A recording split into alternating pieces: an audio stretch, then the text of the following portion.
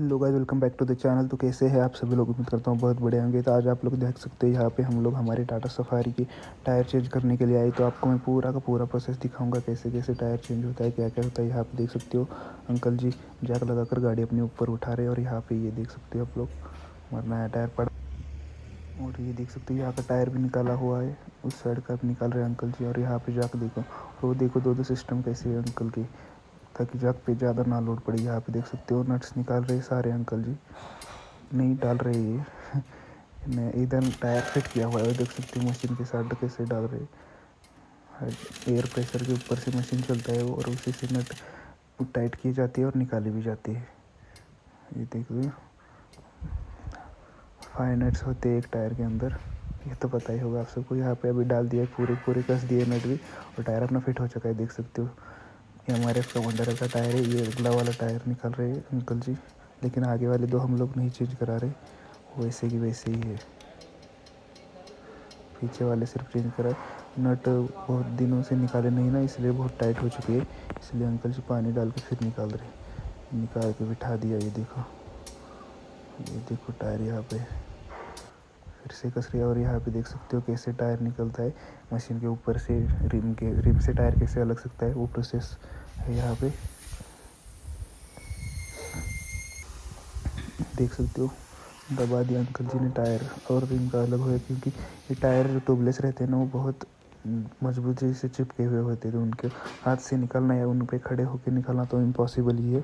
इसलिए अंकल जी ऐसे मशीन से निकालने पड़ते ही है। ये देख सकते हो वहाँ पर लीवर दबा दिया और टायर यहाँ से खुला हो गया। ये देख सकते हो आप लोग।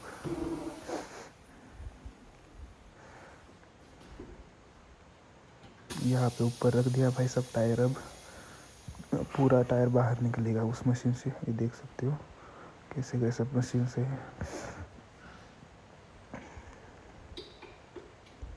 ये अंकल जी निकाल रहे हैं।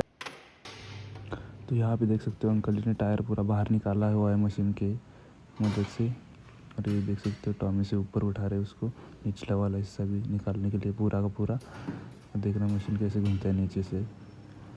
ये देखो भाई साहब, ये निकल गया अपना पूरा का पूरा टायर ऊपर। अंदर से रिम देख सकते हो कैसी है।